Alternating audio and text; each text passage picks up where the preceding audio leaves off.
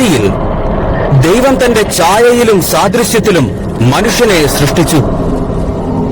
എന്നാൽ തിന്നരുതെന്ന് കൽപ്പിച്ച വൃക്ഷത്തിന്റെ പഴം തിന്ന് മനുഷ്യൻ ദൈവത്തിനെതിരെ തിന്മ പ്രവർത്തിച്ചു.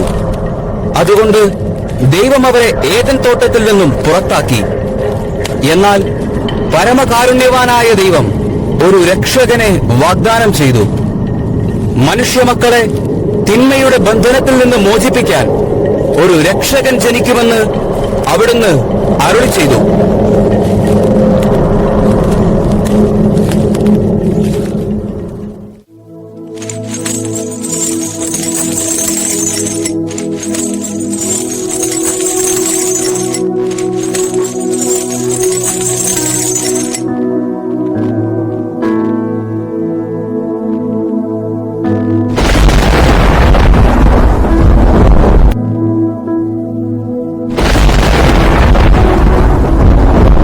സക്കറിയ, നിന്റെ പ്രാർത്ഥന കേട്ടിരിക്കുന്നു.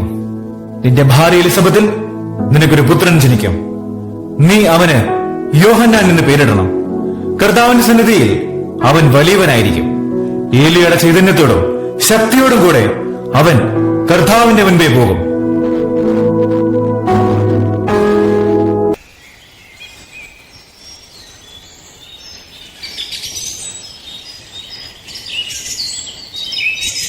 ആറാം മാസം ഗബ്രിയേൽ ദൂതൻ ഗലീലയിൽ നസറത്ത് എന്ന പട്ടണത്തിൽ ജോസഫ് എന്ന പേരായ പുരുഷനുമായി വിവാഹനിശ്ചയം കഴിഞ്ഞിരുന്ന കന്യകയുടെ അടുത്തേക്ക് അയക്കപ്പെട്ടു.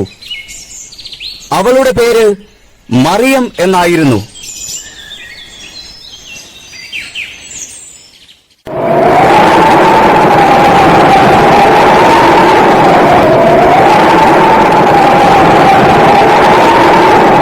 ദൈവകൃപ നിറഞ്ഞവളെ സ്വസ്തി, കർത്താവ് നിന്നോടുകൂടെ. മറിയമേ, നീ ഭയപ്പെടേണ്ട, ദൈവസന്നിധിയിൽ നീ കൃപ കണ്ടെത്തിയിരിക്കുന്നു. നീ ഗർഭം ധരിച്ച് ഒരു പുത്രനെ പ്രസവിക്കും. നീ അവനെ യേശു എന്ന് പേരിടണം. ഇതെങ്ങനെ സംഭവിക്കും? ഞാൻ പുരുഷനെ അറിയുന്നില്ലല്ലോ. പരിശുദ്ധാത്മാവ് നിന്റെ മേൽ വരും. അത്യുന്നതന്റെ ശക്തി നിന്റെ മേൽ ആവസിക്കും. ജനിക്കാൻ പോകുന്ന ശിശു പരിശുദ്ധൻ ദൈവപുത്രൻ എന്ന് വിളിക്കപ്പെടും. ഇതാ കർത്താവിന്റെ ദാസേ, നിന്റെ വാക്ക് എന്നിൽ നിറവേറട്ടെ.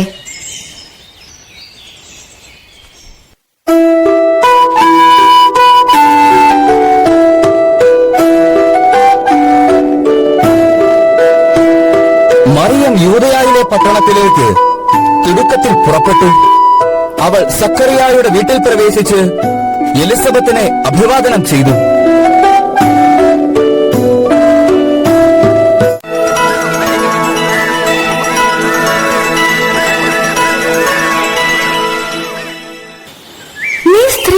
അനുഗ്രഹീതയാണ്, നിന്റെ ഉദരഫലവും അനുഗ്രഹീതം. എന്റെ കർത്താവിന്റെ അമ്മ എന്റെ അടുത്ത് വരുവാനുള്ള ഭാഗ്യം എനിക്ക് എവിടെ നിന്ന്?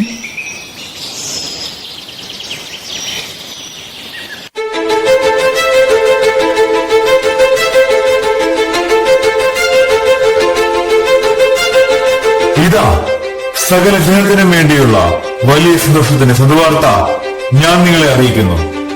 ദാവീദിന്റെ പട്ടണത്തിൽ നിങ്ങൾക്കായി ഒരു രക്ഷകൻ, കർത്താവായ ക്രിസ്തു ഇന്ന് ജനിച്ചിരിക്കുന്നു.